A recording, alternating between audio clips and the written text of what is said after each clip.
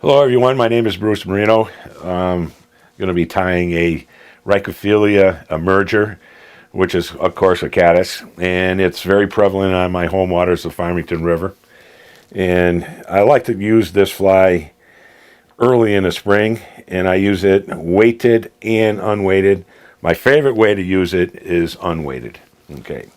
Now the first thing we want to do with this is we want to put a rib on it. Okay, and the rib is going to be either gold or a bright green.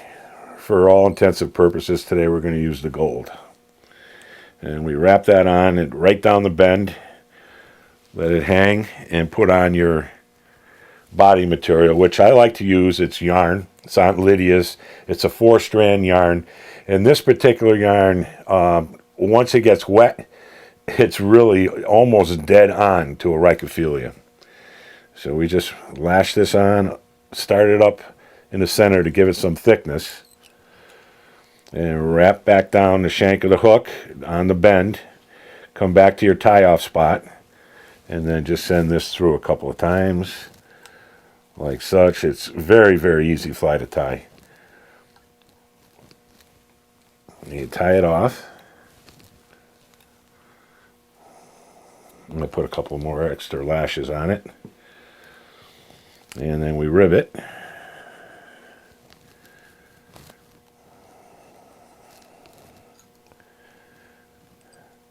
And a very important part of this is, if you notice on most of your caddises, and for that matter, most of your nymphs and bugs aquatic, are two-toned. The top of them, the color that most of the fishermen see, is much darker. The underside is very light, and that's the side that the fish sees. So what I do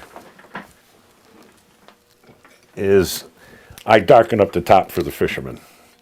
And also, if it's coming in on a fish is coming in on an opposite direction, they may detect this two-tone color. And it's just done with a marking pen like this.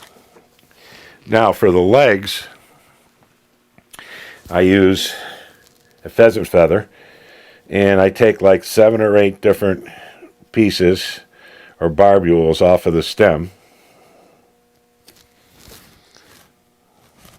pull them off, and the legs of the emerging caddis extend pretty much, I would say, a quarter of the way past the actual body.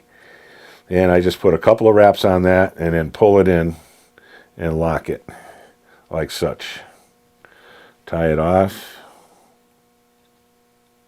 You can swing it right around like such.